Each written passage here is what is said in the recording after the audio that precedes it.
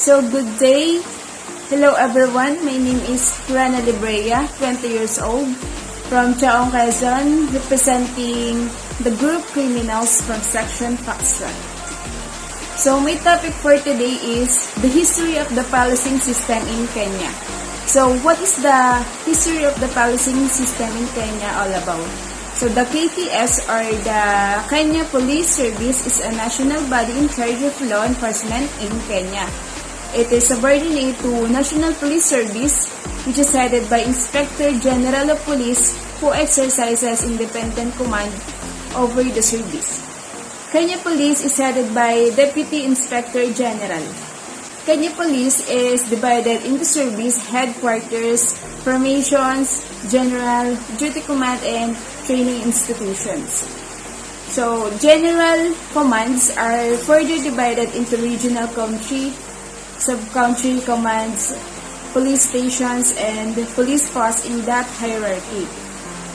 Ultimately, all these elements report to and are accountable to Deputy Inspector General based at Kenya, or the Kenya Police Headquarters in Nairobi. So, the Nairobi po is the capital and the largest city of Kenya.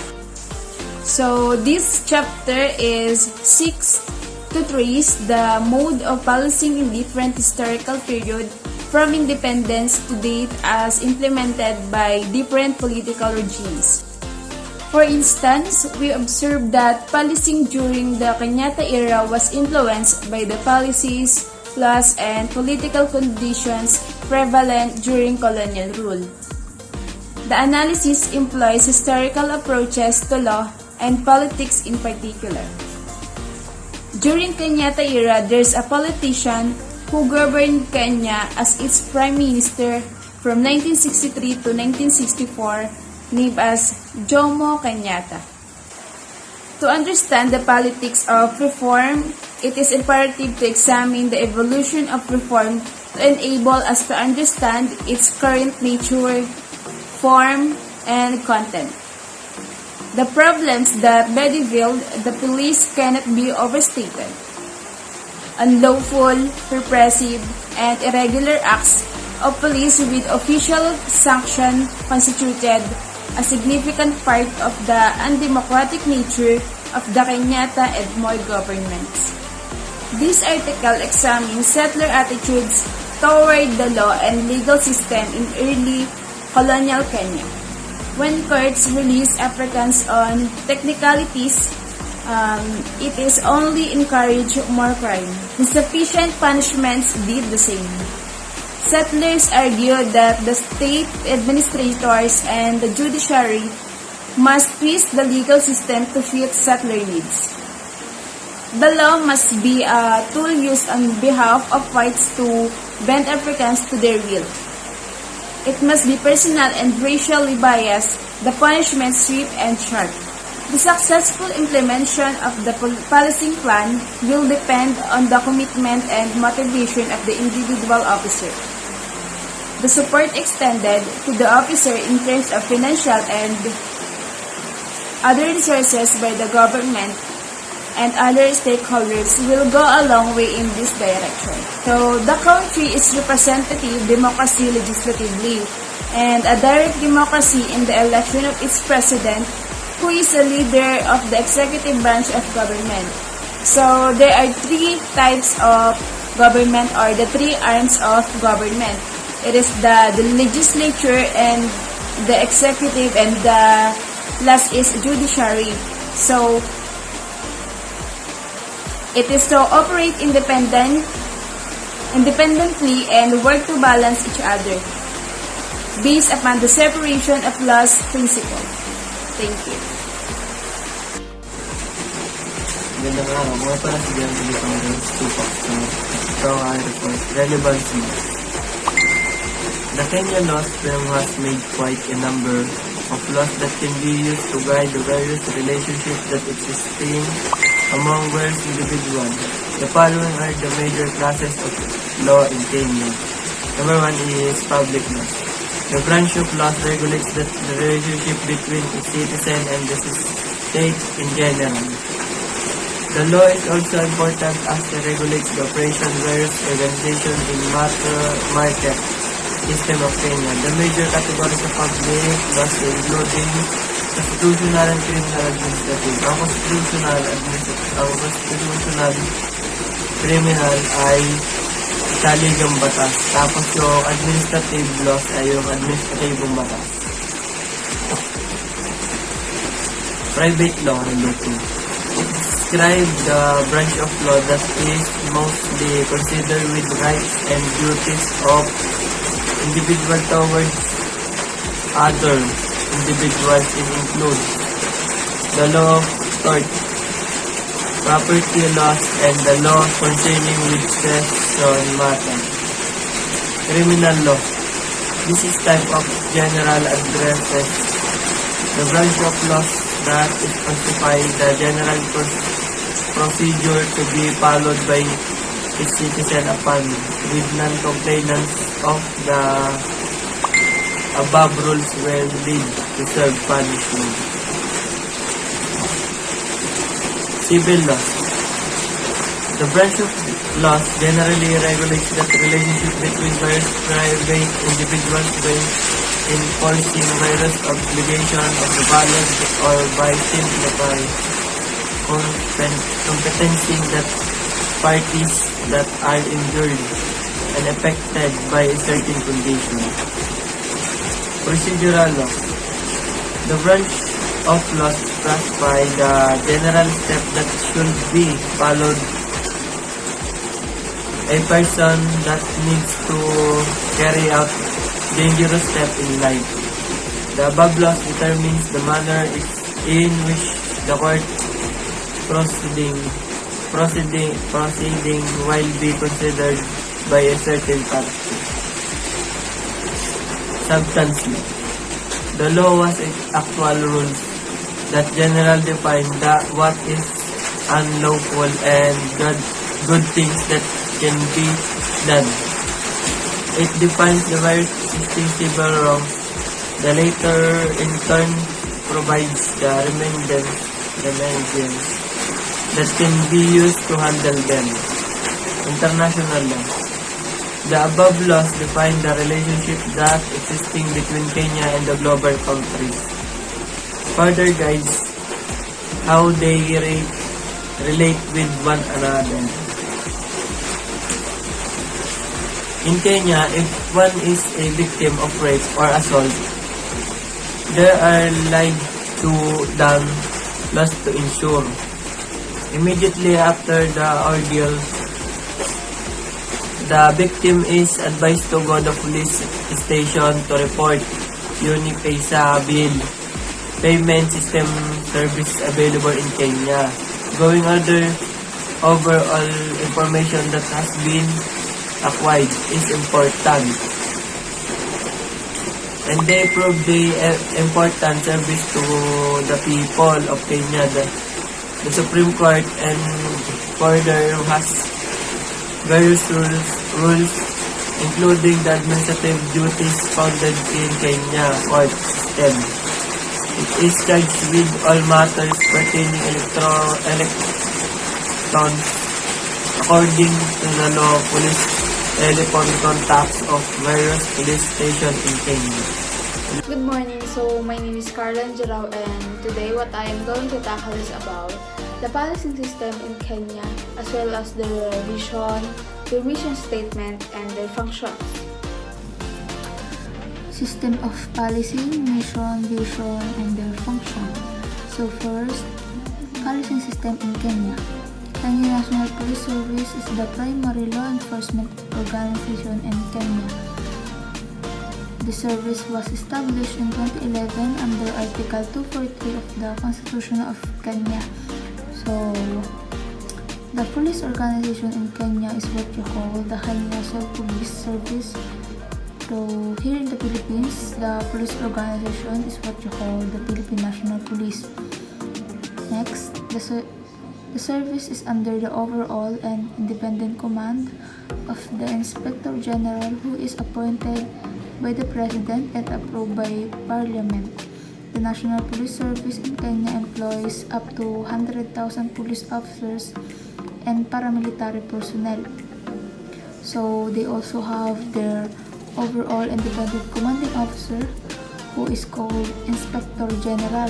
So here in the Philippines, our Inspector General is the Chief of Police, and it holds the rank of Police General. So the same as Kenya, it is appointed by the country's president. Next, the National Police Service in Kenya is composed of: first, the Kenya Police Service as established under Article 243 of the Constitution of Kenya. The Kenya Police Service, or KPS, is the primary security and law enforcement agency in Kenya. It is commanded by Deputy Inspector General, or DIG, who reports to the Inspector General of the National Police Service, fields about 65,000 officers. So I already discussed about this Kenya Police Service. This is the police organization in Kenya. So here, it is commanded by Deputy Inspector General, or DIG. This is the person who reports the updates on the fields to the Inspector General. So next, the General Service Unit, or GSU, is a paramilitary wing of KPS and has around 10,000 personnel. So this General Service Unit, or GSU, it is consisting of highly trained police officers. So next, this regular police, this KPS service, is backed up in rural areas by the Kenya Police, or KPR. So second is Administration Police Service as established under Article 243 of the Constitution of Kenya. So the Administration Police, or AP, 25,000 strong, report to Deputy Inspector General, APS. The AP started out as a native police who reported to the local village headman. So this Administration Police, this is the term used before as their police organization. So this Administration Police came from the native police, who were the only local guardians of their villages before. And next, in 1929, this was formalized by the Tribal Police Ordinance, which also provided for their under the oversight of the regional agents. So it is just a history of this Administration Police. So it is said that during 1929, these tribal police organized their training under the oversight of their regional agents. So these regional agents are the organizations who trained incoming police officers. So next, today the Administration Police is tasked with protective and border security, as well as combating cattle theft and containing banditry. So it is said that today the task of this Administration Police, or AP, is to combat theft and containing banditry. So theft, this means yung pagnanakaw, while this banditry, this is a type of crime commonly involving the threat or use of violence. And Directorate of Criminal Investigation is a semi-autonomous directorate of the National Police Service responsible for investigating complex cases. It is commonly referred to by the initial CID. So this Directorate of Criminal Investigations, this is the organization who is the one doing the investigation in every cases they have. So this Directorate of Criminal Investigation are also called the CID. So the third one is the Directorate of Criminal Investigation established under Section 28 of the National Police Service Act of 2011. It is headed by a director who reports to the Inspector General of Police. Due to the sensitivity of the position, the director of CID is appointed by the President of Kenya. So this CID, this is headed by the director, which is appointed by the President as always because due to some events. So the director of the CID is the one who reports to the Inspector General of the Police. So I already discussed about who is this Inspector General. This is the overall and individual commanding officer of the Philippine organization in Kenya. So the next is the current director is George Maini Kinoti, who was appointed by President Uhuru Kenyatta on January 5, 2018 to replace Degwa Mugoro. So before his appointment, he was previously the National Police spokesman based in the office of the Inspector General of Police. So the CID headquarters are located in Kwambu Road, Nairobi. Next is the International Affairs Unit as established under section of the 87, 9, and 10 of the National Police Service Act. So, the General Service Unit or GSU, initially known as Kenya Police Emergency Company, was established by the colonial government to battle Mau Mau freedom fighters during the fight of Kenya's independence. So here, this General Service Unit, this is the unit who go to the battles during fights against rebels. And it now has already around 11,000 paramilitary of which 2,000 are trained by Israelis or what you call the Reka group. So this General Service Unit, this is the unit who helps the government to make platforms and have diplomatic protection against these rebellions. So next, we have the vision and their mission statement. So the vision of Kenya Police Organization is to be a world-class police service with a people-friendly, responsive, and professional workplace.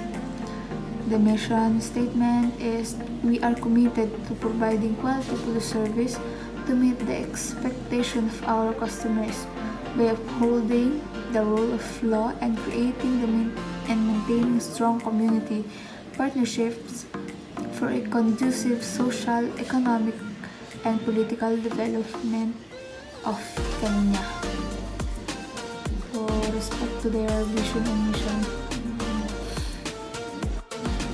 And next, objects and functions of National Police Service.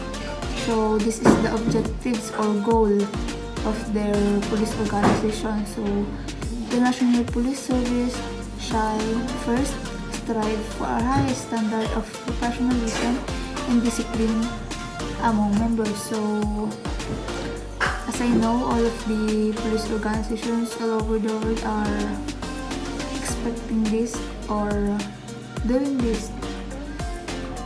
Next, prevent corruption and promote and practice transparency and accountability. So, in Kenya, police organization is also important about the accountability of every move.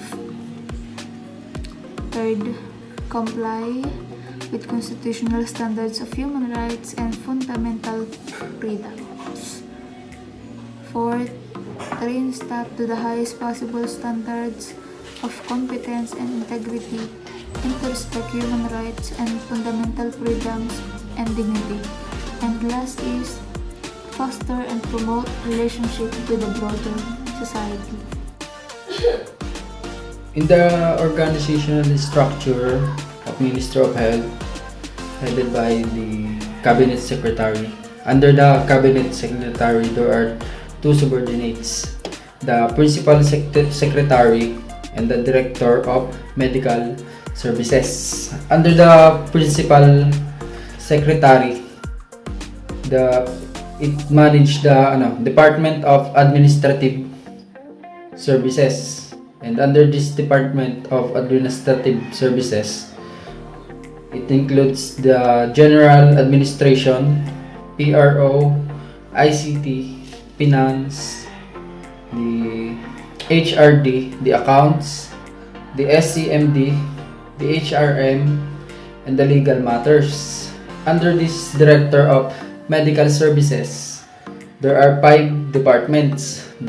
These departments are the Department of Standards and Quality Assurance and Regulations. The second one is the Department of Preventive and Promotive Health. The third one is the Department of Curative and Rehabilitation Health Services.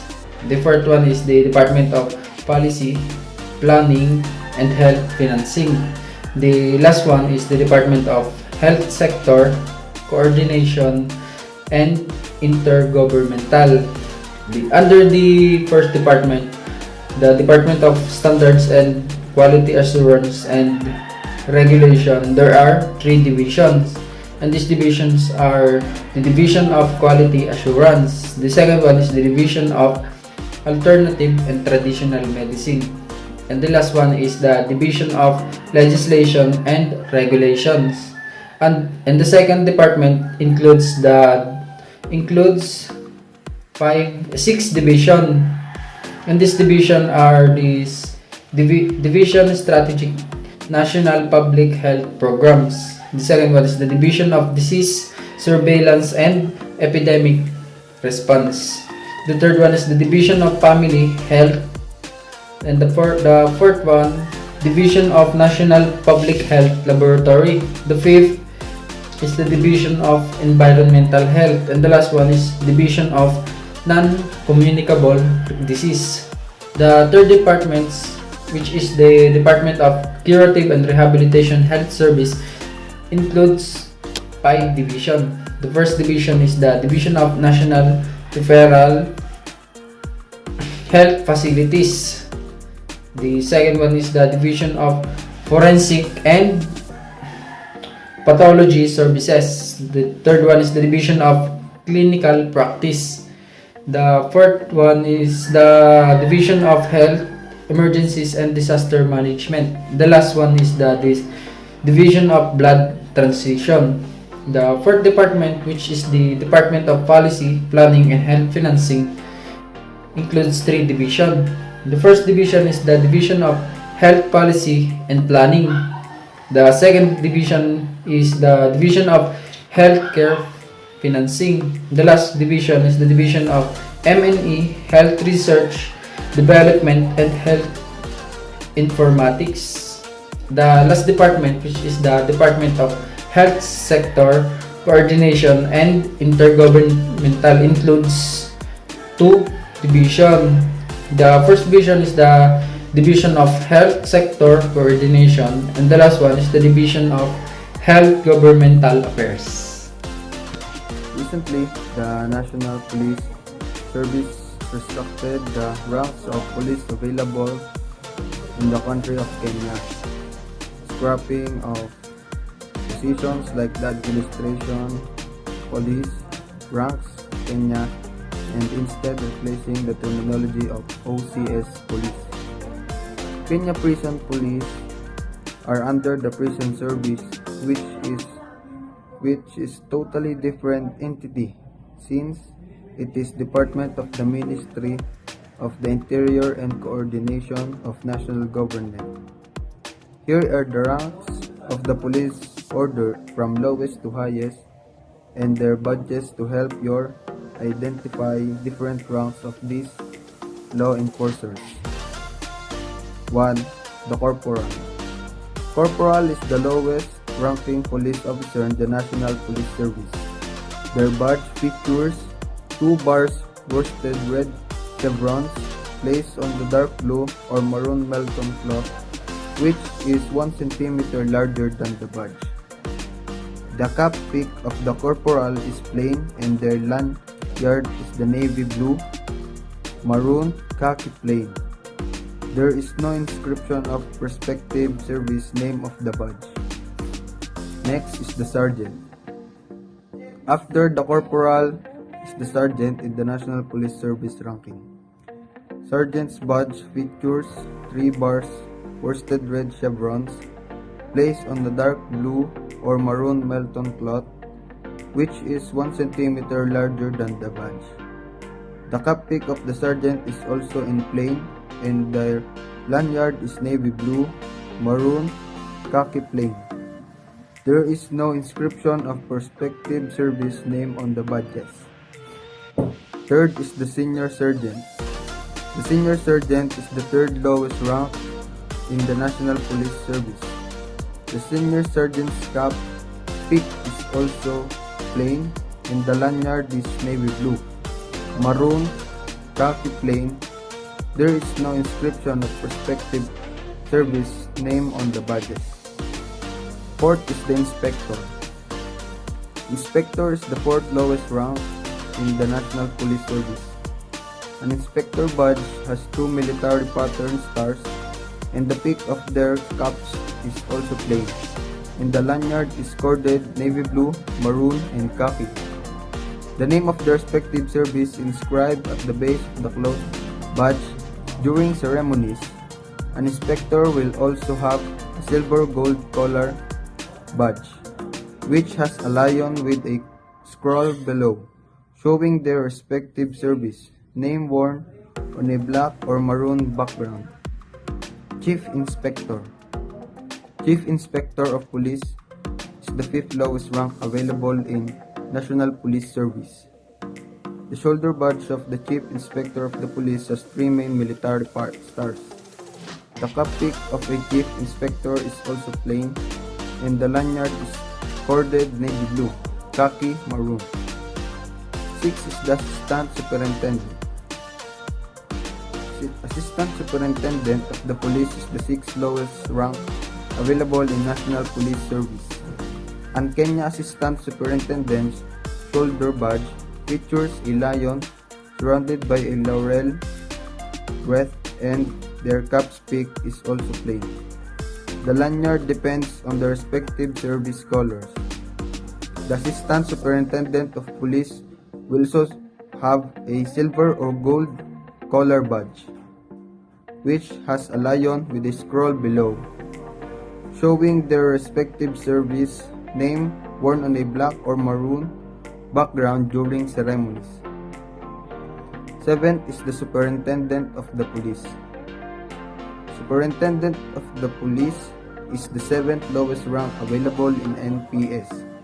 The shoulder badge of Superintendent of the Police has 1 military pattern star with a lion badge on top of it. Next is the Senior Superintendent of the Police. Senior Superintendent of the Police is the 8th lowest rank available in NPS, but 6th from top. The shoulder badge of the Senior Superintendent has 2 military pattern stars with a lion badge on top of them. The gorge patches features 4 cm wide and 7.5 cm long black maroon velvet pointed at the top with a vertical strip of silver or gold cord. 9 is the Commissioner. Commissioner is the 5th highest rank available in Kenya. The Commissioner shoulder badge has 2 cross spears inside and laurel wreath in military pattern in the shoulder star at the top. Next is the Assistant Inspector General. He is the fourth highest rank available in the National Police Service. The shoulder badge of the Assistant Inspector General of Police working in Kenya Service has two military pattern stars on the top of cross, scimitar sword, and swagger cane surrounded by laurel wreath. Next is the Senior Assistant Inspector General. The Senior Assistant Inspector General Service in Kenya is the third highest rank available in police service. The shoulder badge of the Senior Assistant Inspector General has a cross, scimitar sword, and swagger cane inside, laurel wreath with lion badge at the top. Next is the Deputy Inspector General. It is the second highest rank available in Kenya Police Organization. The Deputy Inspector General's shoulder badge has a laurel wreath which surrounds a cross, scimitar sword, and swagger cane in military pattern star, and lion badge at the top. Last is the Inspector General. He is the head of the Kenya Police Service. It is the highest rank available in National Police Service. The Kenya Police Inspector General's shoulder badge has a laurel wreath with surrounds of cross, scimitars, sword, and swagger cane, two lion badges at the top. The Kenyan Police Inspector General cap peaks has two rows of twisted oak, leaf, gold lace, and lanyard in National Police Service colors. The Inspector General also has gold-colored aguilettes for ceremonial dress. The name National Police Service engraved at the bottom of the cloth badge. For the qualifications of Kenya, transparency, regularity, and fairness must be hallmarks of personnel decisions not only at the top of the police force but all the ranks. Many police officers at all ranks owe their positions not to their academic qualifications or to their performance on the job, but rather to the patronage of powerful individuals outside the police force. Emphasis needs to be placed on establishing clear and appropriate criteria both for recruitment and promotion within the force. Formulation of policies and guidelines for promotion should be established. A police service that abides by clear criteria for recruitment and promotion reduces greatly opportunities for interfaces in its operations. Equally important is the selection of appropriate promotions of criteria. A police service that promotes officers based, for example, on the number of arrests they have made will provide quite a different of service to the public.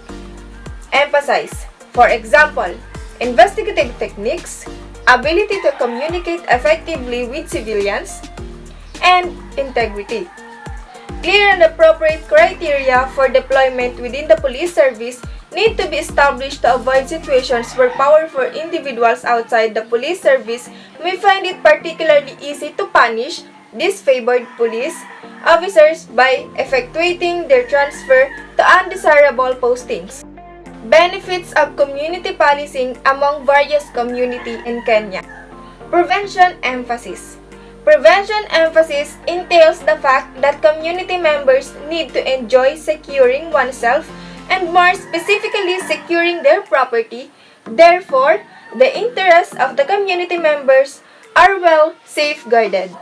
Enhanced partnership between the police service and the community. The essential component of community policing is enhanced partnership. Therefore, the police need to engage the community in dealing with crime and related problems that may include working collaboratively with other public and private agencies. Improves police-community relationships and the community perceptions of police. This provides the police with the opportunity to meet the community's needs while increasing the public accountability over police through participation. The introduction of police reforms in Kenya have seen the encouraged participation of the community members and the fear traditionally perceived has reduced greatly, reducing crime, disorder, and antisocial behavior. Community policing is beneficial as a policing approach and addresses a range of different crime, disorder, and antisocial behavior through developing closer liaison between police and the public, thereby improving their relationship and removing fear of police, enhancing public confidence and trust in the police, improve crime reporting of the community behaviors. And the last but not the least, problem solving. The theme of community policing is the fact that problem-solving techniques form an interactive process involving police and communities in identifying crime problems and developing appropriate solutions.